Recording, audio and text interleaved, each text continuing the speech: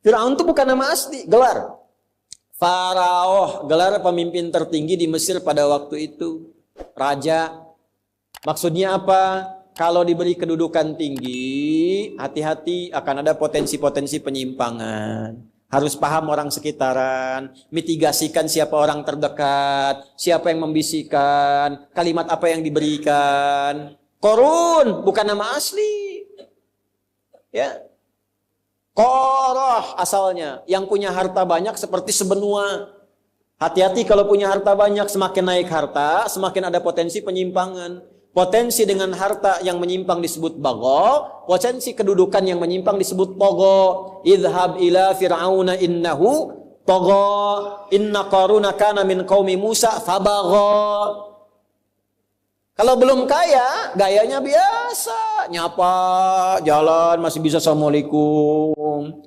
Sudah jadi crazy rich. Richnya hilang, crazy-nya muncul. Udah pamer, flexing, macam-macam. Potensi penyimpangan bisa terjadi.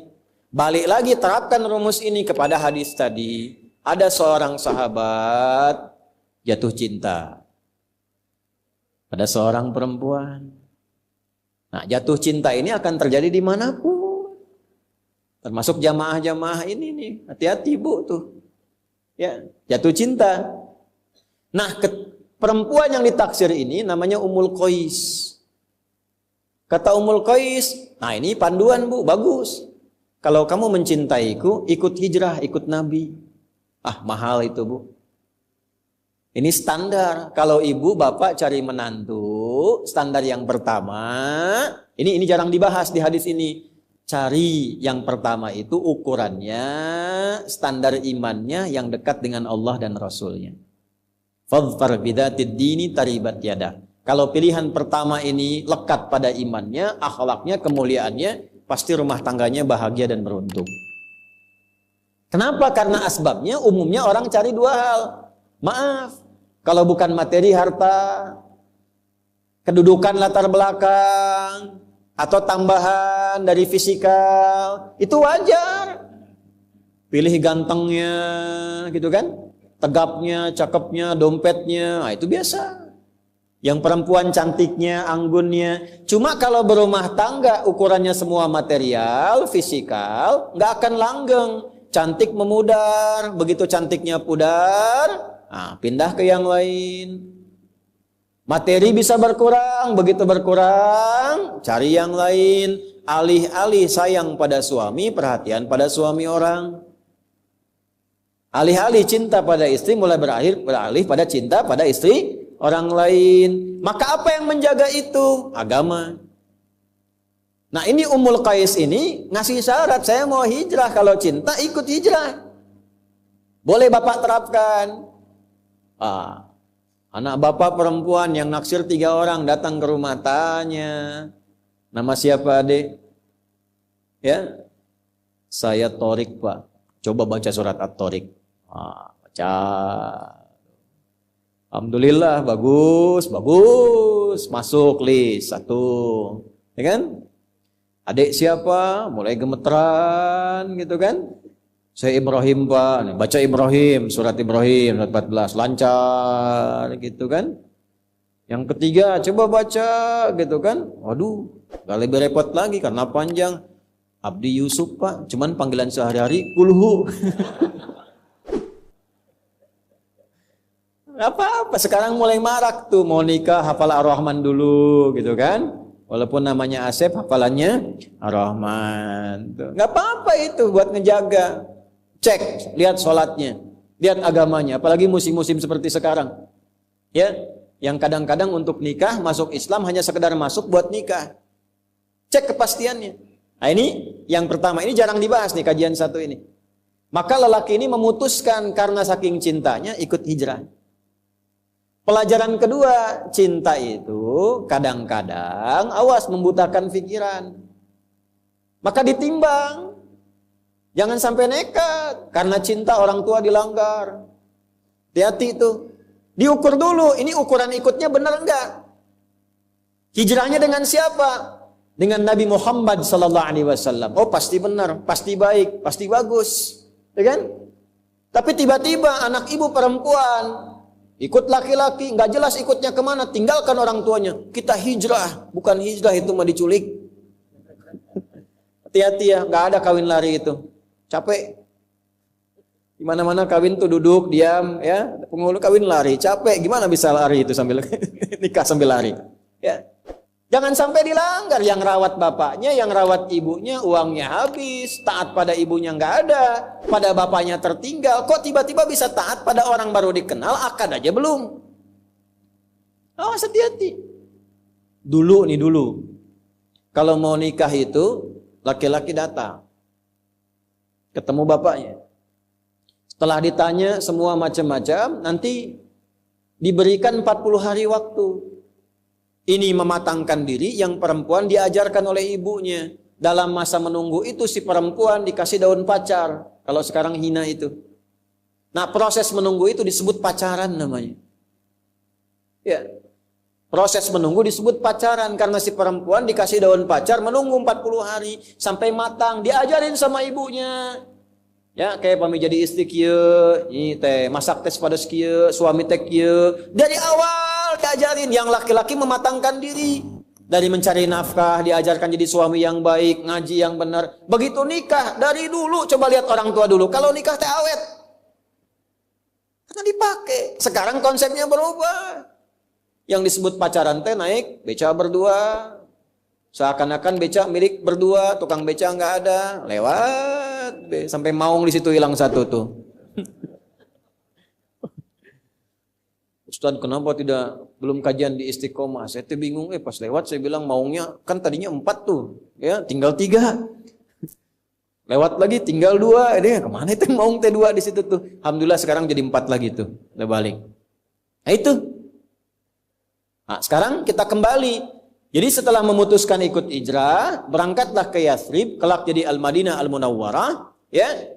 Ini merasa ada yang nggak lengkap, saya takut hijrah saya ini hukumnya salah. Karena motivasinya untuk mengejar Ummul Qais. Apa ini pesan moralnya? Salah satunya sebelum masuk ke hadisnya. Pesan moralnya boleh jadi juga ada yang ingin hijrah. Hijrah itu kan nggak harus pindah tempat. Hijrah itu asalnya berpindah keadaan dari yang kurang baik jadi baik.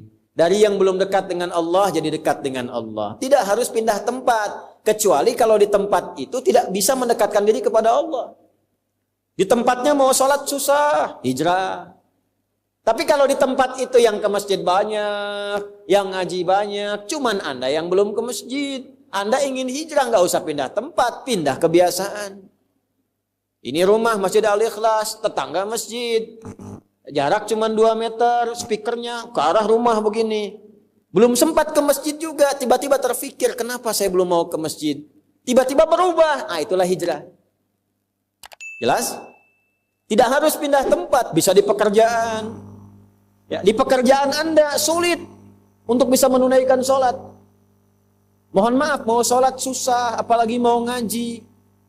Ya, sedangkan rezeki Allah sudah atur, pasti diberi. Catat tuh konsep itu.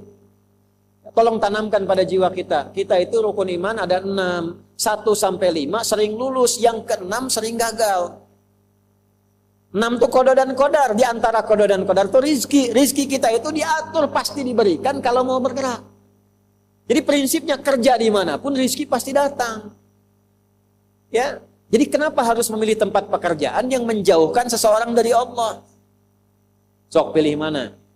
Gaji 100 juta tapi nggak bisa sholat. Atau gaji 1 juta bisa sholat. Tidak ada pilihan ketiga, 2 ini aja. Oh, pilih mana? Gak mudah kan? Ya, karena wajahnya udah kelihatan 100 juta sholat gitu. Sekarang ada orang milih jaga toko, gaji nggak seberapa, tapi nggak sholat. Jumatan nggak sempat, 5 waktu dibatasi. Dan dia yakin yang ngasih rezeki Allah, tapi ninggalkan Allah. Ini nggak bisa jadi calon menantu, Bu. Allah aja dia tinggalin, apalagi anak ibu. Bikin status tuh. Jadi kalau ada anak menantu datang ke rumah calon, ditanya nggak sholat, tanya balik. Kamu Allah aja kamu tinggalin, apalagi anak saya. Itu. Ya? Nah ini, orang ini merasa bersalah. Saya takutnya hijrahnya nggak tulus mengikuti Nabi, tapi karena ngejar Ummul Qais. Dikonsultasikanlah kepada Nabi. Itu sahabat tuh saking dalamnya pengetahuan tentang keimanan sampai konsultasi. Maka datanglah beliau kepada Nabi sallallahu alaihi wasallam menanyakan, "Ya Nabi, status hijrah saya bagaimana? Saya hijrah saking cintanya dengan Ummul Qais, saya ikuti hijrah ini. Apakah hijrah saya sah?" Nah, kurang lebih begitu. Sama dengan motif yang kesini. Judulnya ngaji, padahal ngincer ibunya si Siti itu. Ya, padahal ngincer si Fulana. Atau ngincer sarapan gitu kan. Atau ngincer peluang yang lain. Nah itu masih kehitung ngaji, atau setengah pahala, atau pindah itu. Mesti ada kepastian. Ya kan peluang itu bisa dibaca dimanapun. Apakah semua yang ngaji itu nanti semuanya sama ngaji? Kan kadang-kadang ada yang jualan. Nah hukum orang jualan di tempat orang ngaji statusnya gimana? Dapat ngajinya enggak pahalanya? Kalau dengar ngaji itu sambil jualan dapat enggak tuh pahala ngajinya? Atau cuma dihitung jualannya saja? Inilah hadis yang mengatur tentang hukum demikian. Hukum haji ada yang jualan. Yang jualan depan Masjid Nabawi bagaimana? Ya saya mumpung ingat ya Pak Kasdam izin ya.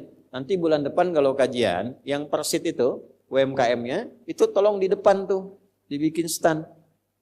Ya, jamaah nanti beli itu hidupkan supaya hidup. Ya, yang persit-persit kan ada UMKM tuh yang bikin kue, bikin makanan itu sampingkan di sarapan bareng di situ. Ya, hidup. Jadi suasananya betul-betul manunggal sama, nyatu. Itu yang diajarkan Nabi dulu begitu. Ya, makanya Abu Darda bikin warung itu depan Masjid Nabawi. Tapi waktunya sholat. Setelah itu baru jualan. Kan indah ya, jualan nasi uduk. Nah, ngaji dulu, begitu selesai baru jualan. Ya.